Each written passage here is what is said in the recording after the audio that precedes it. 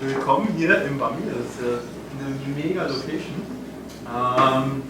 I will switch to English though, because I think it's really great that we have these big networks like CreativeMornings that share knowledge and our experiences in the creative field internationally. And I've learned so much in my research about robots from other guys who held talks at other conferences. So I thought it would be a shame to just speak in German.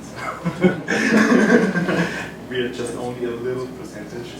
So I hope that's okay with you. So yeah, let's start. I'm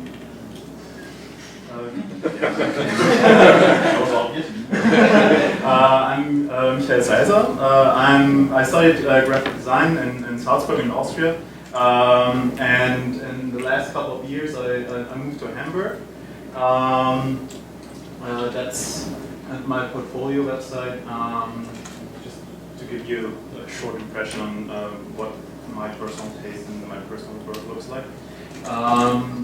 But nowadays I work at the Marmalade. I'm the art director at the Marmalade, and I write concepts and develop visual concepts for TV commercials.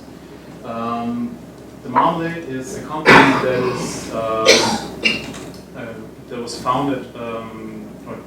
It's a company that is actually two companies. So we have a film production company and we are a post house, so a post-production company.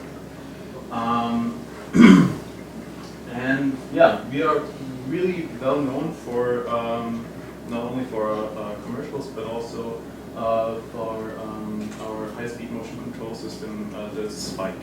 And that's why I'm here to talk about. I don't know anything about robots. That's the first I have to say. I have no idea how they operate. I can not program a robot or do anything with a robot. But that's not a problem, because this guy also did not know anything about robots when he first started developing our high-speed motion control system that is called Spike. That's Christian Fritz. And as he will put it, because of his lack of knowledge about how robots work, and because of his expertise as a filmmaker, he was able to create a tool for filmmakers that would actually be useful. Because these industrial robots, right off the ship, they are not useful for filmmaking at all. But we will get into that later on. So yeah, because of his lack of knowledge about robots, he was the perfect person to develop a robot that would film. And so I hope, because I don't know anything about robots, so my lack of knowledge in this field would give me the best starting point to tell you about robots. That's the theory. So yeah, to give you a little context about how the conditions were, or how the conditions at the Marmalade are, that such an idea like Spike could actually be sprung and develop. I want to give you a little context. The Marmalade is a combination of a post-production house, as I said, and we also have, that's actually great, right? Human, no, sorry, but that's okay. It's a human machine interface that we have installed. More human than machine though. So it can make mistakes, as we all humans do, so I really hope that we don't make too many today. But anyways, the Marmalade is a digital post-production house, and is also this very analog, handcrafted special effects studio. So we have the whole pipeline of filmmaking where we sit in front of our computers, do the whole 3D thing, the whole compositing thing. We can create films entirely on the computer. But then we also have our studio and our workshop, where the guys like really hammer, saw, weld stuff together that would create special effects. So they splash liquids around, they make stuff explode, they throw strawberries into yogurt, and it all looks really nice in slow motion. That's what we do. And it's this combination of both like the analog and the digital world that I think makes our work unique. And that's also what we are known for. So every time we get a briefing for a commercial, we'll sit down and we'll figure out what part to do in real life, like in live action, and in camera, and what part we will do digitally to get the best result of both of these. So, and that's also this analog and digital coexistence, and this mindset to have expertise in both of those fields. That's a really important part for me conceptually for this talk, and why robots are meaningful to us. So please keep that in mind. But to tell you how Spike was actually, like how the idea was sprung, I have to go a little. I have to explain the history a little bit. I don't get into too much detail, but whenever you have a creative process and you have you stumble upon a problem,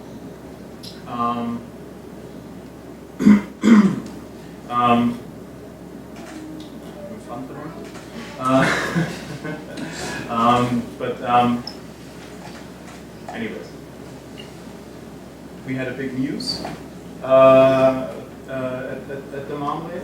Our inspiration for Spike was our problem was a pretty common one for German standards.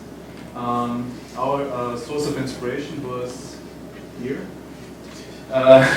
Now it's pretty early in the morning to think about beer, but our special effects guys, they really know how to make beer look good on TV, and they get a lot of requests for that. And one day they were confronted, and it was already 8 years ago, so it's pretty long ago. We were confronted with a storyboard from the agency that had a shot in it that would let beer pour out of a bottle and into a glass, and the camera would travel with that stream of beer from the opening of the bottle to the bottom of the glass. And this has to happen really quickly because only then it looks good. And they tried for a whole day and they could not nail the shot. Like they tried every single thing, and usually when they run into a problem, they know how to solve it. They somehow find a solution, but this they could not solve, so it bothered them a lot. It bothered them to such an extent that they even thought of trying to use a robot to do that in camera move. So, robots. As I said, I knew nothing about. My girlfriend got me this book. It's a children's book, and to learn about robots. I understood most of it.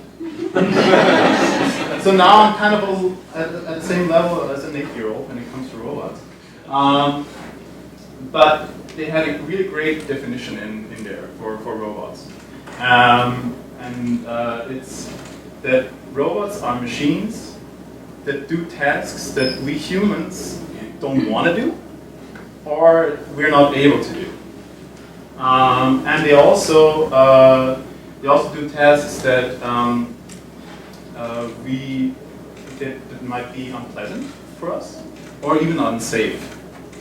And high-speed shooting has a lot of that stuff in it. So, for example, moving a camera really quickly through space is really hard for a human being, especially if you want to make a really nice and smooth and even camera move, like you're not wiggling around.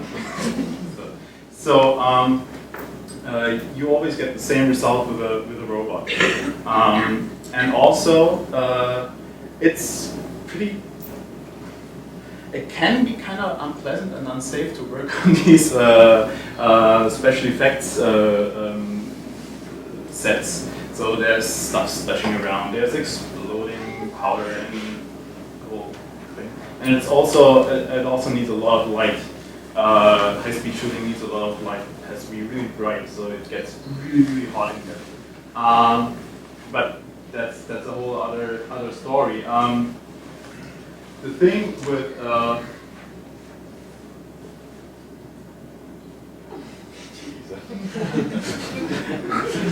the thing was, the guys from FXT team or special effects guys, they sought after an industrial robot, and they found a research lab in Bavaria where they already experimented with cameras and robots, and these are industrial robots. But they were really, really clunky. Like it was really hard to set up a high-speed shot in filmic terms. So these welding robots that you find on like these. They put together the cars in factories. They only know where to go, but not how to get there. So, and you can also only tell them where to go and not really how to get there. So they figure it out by themselves, and so it was not really the right solution for our problem, even though in Bavaria they managed to simulate that shot. So that the beer glass and the beer bottle, they took it with them to Bavaria to test if that shot would work. And they nailed it. So that was already kind of, they were pumped. Yeah, we got the one. You can do these shots. But it took them a really long time to get from that stage to Spike as we know it and use it now. Christian Fritz, who you saw in the picture before, he took a sabbatical that ended up to be extended into a 2-year sabbatical, just to focus on programming that robot. And he kind of can tell why that was necessary. I mean, that's motion control software that was like cutting edge back then. And it was not intuitive. And if you are on a set with a client and you try out to choreograph or set up a camera move in a scene, then you don't want to work with this interface. So after 2 years, Christian, who also actually didn't know how to program, taught himself how to program. I have no idea how stubborn a person must be to really execute that. He did a really, really great job of programming the software. That is actually, I mean, that's the brain. That's the biggest part of Spike. That's the solution to the problem. It's not the industrial robot, because the industrial robot, for my research, I tried to find out how to get your hands on an industrial robot. Like, how do you buy one? And it turns out you just go on eBay and you get one. Like, if you have a high voltage supply, you can get one for like 10 grand. So it's kind of expensive, but you know, it's doable. So that was not the problem, but programming that software, because they have this remote control that comes with them. They can have this joystick, but that's not really useful for a high-speed shoot. Because for a high-speed shoot, what's also really important, and Spike solved that in a very, very big way, is you have to keep in mind, when it comes to high-speed shooting, everything that you capture is only happening in a split second. Like, it's so fast, and then it's over. And even though we have a lot of expertise in this field, we are still amazed when we look at the monitor after we captured something, and then we see the replay, and we're like, oh wow, that kind of was not what we expected, but it looks good. We do a lot of calculations and everything, but no water splash is alike. Like they're like snowflakes. Every time you, the humidity of the room changes or something, the water splash looks different. So to get the kind of quality that you saw before with the beer shot, and the quality that is kind of our standard that we try to approach. To reach that quality, you have to make takes over and over and over again to finally have one shot that will work for you. And this robot thing always does precisely the same move. So you have one variable in this equation that is already, like, you can rely on that it works. So yeah, having Spike performing always the same motion is really, really helpful. So in this interface, you see a representation of Spike, and then you also see the camera where it is looking at. You see two dots in the room, and that is start and end, and the camera travels in between those, and then you can also adjust the speed and the easing of the movement of the robot. Like if it starts out slow, or if it starts out quickly, then it slows down. So you have a lot of variables to be able to control. And that can get pretty messy, but that's actually a 17-minute shot. So we not only narrowed or limited to high-speed filming, we also do, this was for an installation, for an art installation, or a fashion installation actually. And the camera did this 17-minute move, and then it was a loop, so it did it all night long. So. And another thing that is really, really important for our workflow, and that CreativeMornings is implemented really great, is the visualization. That's a hard one to get. The quickness of a shot, and that's actually you can import, or we can set up the scene in our 3D program, which is in our case Softimage, or XSI, and then we can have all the elements of that we want to shoot. We can frame it.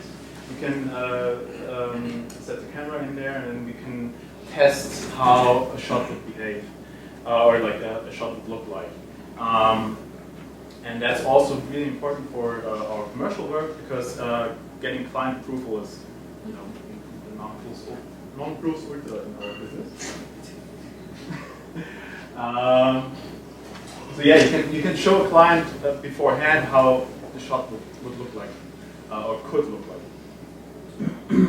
And also the other way around, it's great that you can make the shot with Spike. You have this movement of the camera, all the data like focal length and the whole camera stuff, and then re-import that move in your 3D program, so you can enhance and add stuff in the 3D later on, and it matches exactly the shot of the live action take. And it's also great if you work with objects that are kind of precious, like cars or people. So if you have an actor in a scene, you know that Spike is not hitting them when he performs in it. So that's really that's a bonus. Always move with the camera.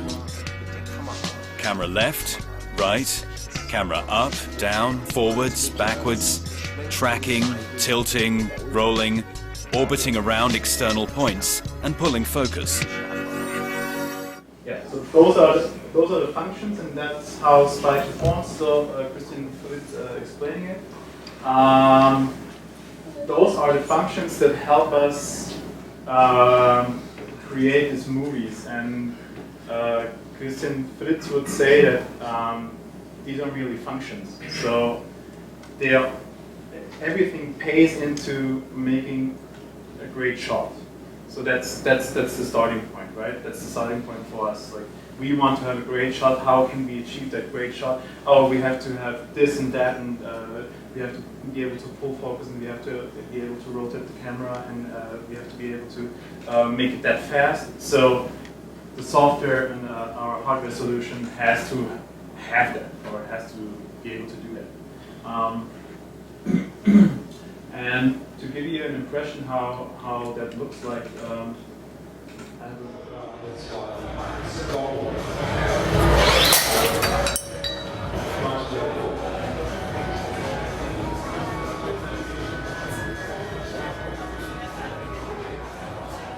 and you kind of get the sense of how fast this stuff is happening. And I mean, that's just a test footage, but if you have a look at the end result, you kind of get what is behind it.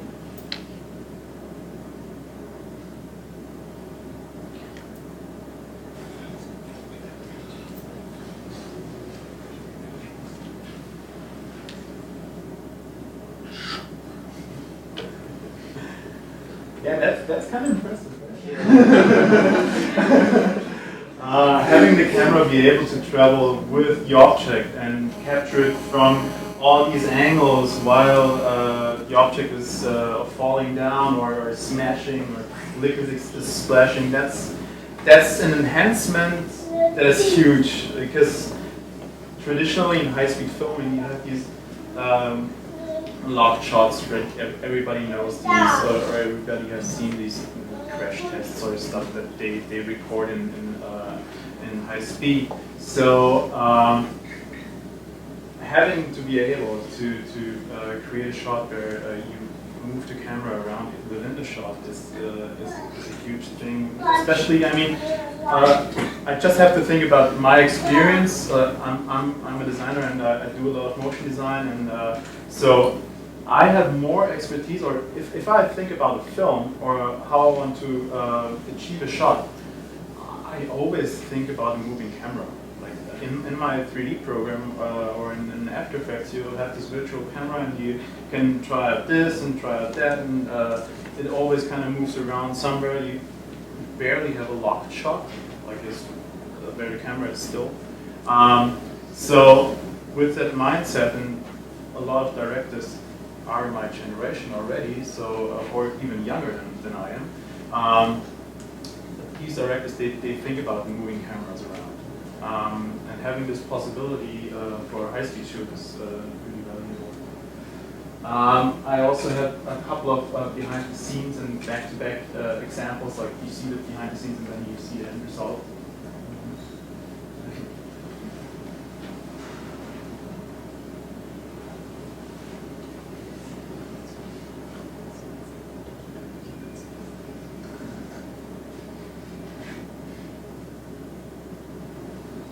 And I also brought out a show.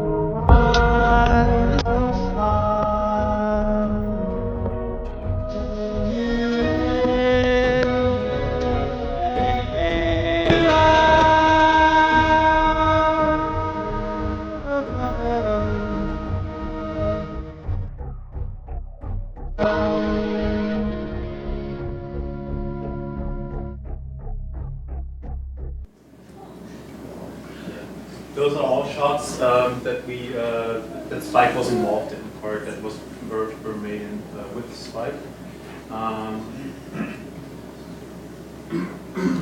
So as I ramble on about the ideas behind robots in the creative process, I have a couple of slides with behind-the-scenes footage. We don't really get the chance to see those, so they will just run there, and I will talk totally unrelated stuff. So you can concentrate on either one. The importance of robots, what I found in my research nowadays, to me, and this is also the analog and digital thing that I asked you to bear in mind. Robots are the link between digital information and the real world. You can, and also the other way around. So you can have a data set or an interaction that you do digitally, and the robot will translate it into the real world. So I think as filmmaking evolves, and I already talked about virtual cameras that always move around, and also, for example, as rapid prototyping evolves, like 3D printing. I think that robots can play a very big role in our future. Maybe not necessarily in this like futuristic artificial intelligence thing. That's a whole other story, I think.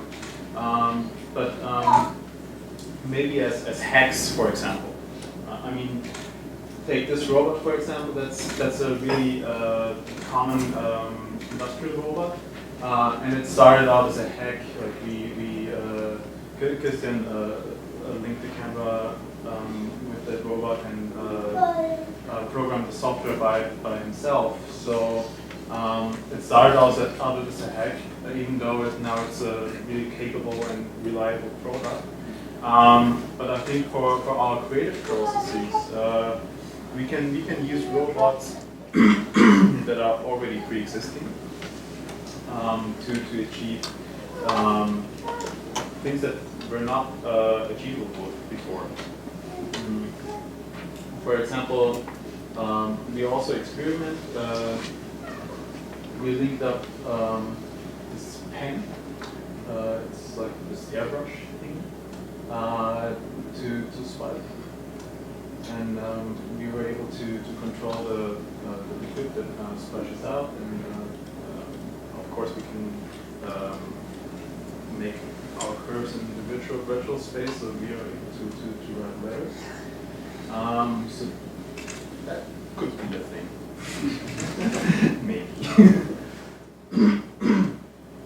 And then there's the whole that is totally unrelated to Spike, the whole rapid prototyping, and also the hacking scene, which is getting very approachable with things like Arduino or Raspberry Pi. I don't know if you're familiar with these, but those are microchips that you can buy for real cheap, and they have a great community where they teach you, or you have a lot of tutorials to find out how to use those chips.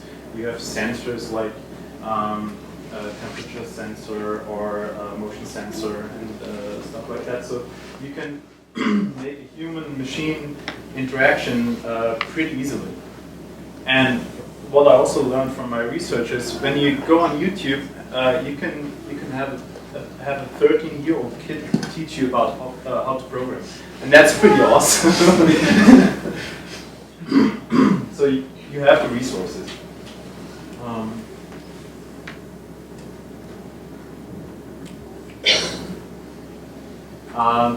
That's also a cool project that I found during my research. It's this. It's also Arduino based. It's a kid's toy where you can. It has this little box, They can build step-by-step commandos or commands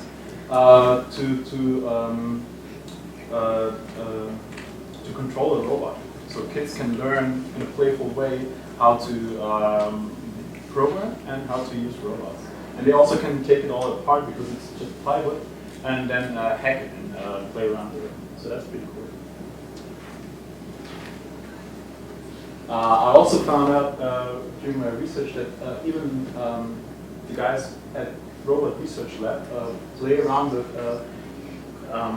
common tools that also our creative industry has available. This is the metal thing on top of the robot is a lead motion controller, which is kind of like an involvement of a Kinect or yeah, it's a motion sensor. So you can hook it up to your Mac and then you can interact with your computer through your hands. So I think there's a lot of playful ways how to implement robots in the future, and that are also approachable. Like they're not way distant like an industrial robot.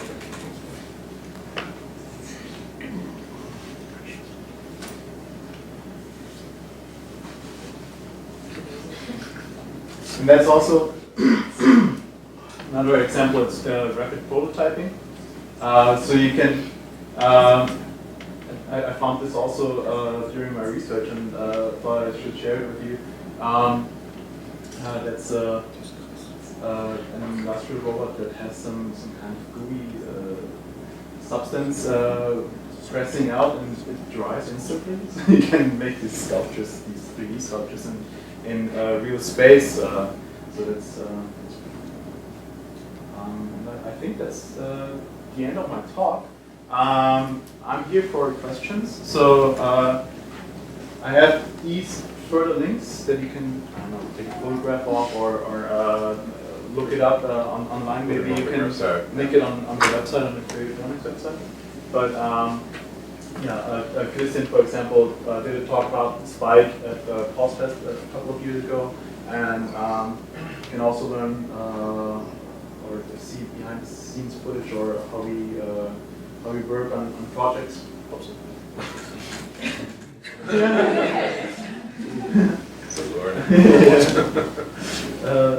Learn about how we conceive projects. The second thing, it's an identity film we did a couple of years ago, and both websites and Facebook pages of the Marvel, both the film production company and the post production company. So thanks, and I'm open for questions.